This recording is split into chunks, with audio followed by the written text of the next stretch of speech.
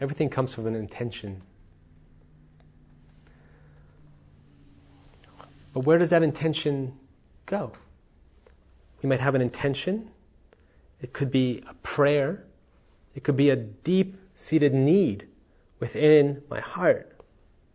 Where does it go? When I set out this prayer into the world, where does it go?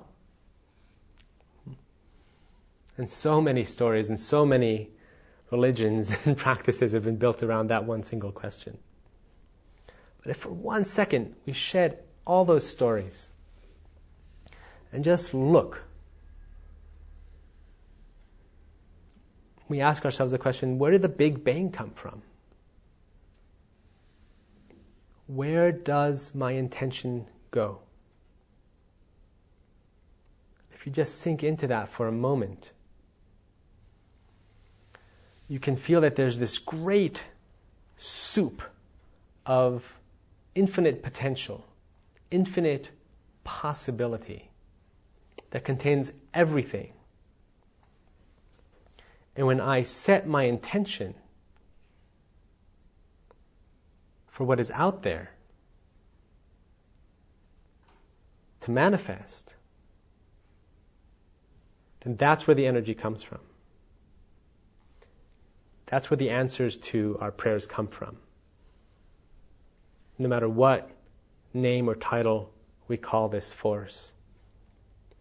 If we strip it from titles, we can feel it. Because in all titles and beliefs, there's truth and there's partial truth. So if we seek after our idea of something, we're just going to get entangled in that idea of that thing. So if we sink deep down into our feeling sense of what happens when I set my intention, just take a deep breath and think about an intention that you have, a prayer that you have, a need that you have, whether it's current or whether it's past. And you truly, like a big gust of wind, release that intention into your field, into the natural world.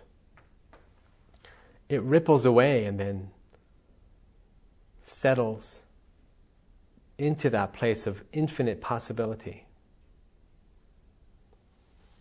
Just take a breath and rest in that connection, that interaction. How does that happen? That infinite possibility all of a sudden responds with something.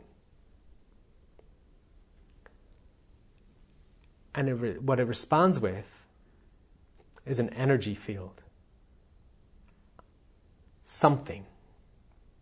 Something from nothing. And that's that first level of manifestation. And to really manifest into the physical, we need to feel that level of essence that has been in response to our intention or our prayer. And getting comfortable with that essence is the first step towards moving that intention forward into manifestation in the world.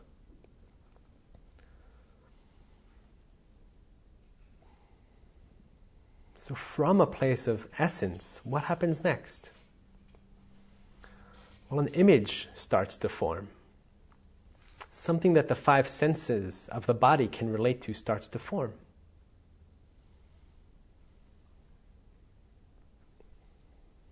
It's a direct flow from our intention through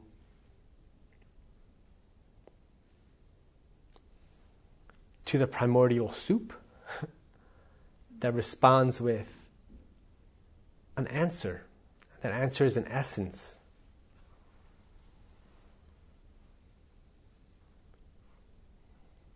That essence, as we get comfortable with it, as we let it filter into our consciousness, becomes an image. And that image is very often imperfect.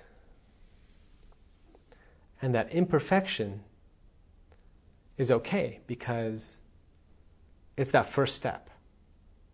Because what's going to happen next is our image is going to interact with the physical world and the limitations of the physical world.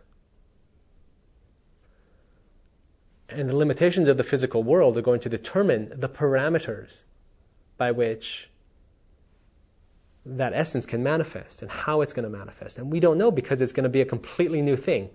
And so it's as much a surprise to us, even though we have now an idea of what it's going to be.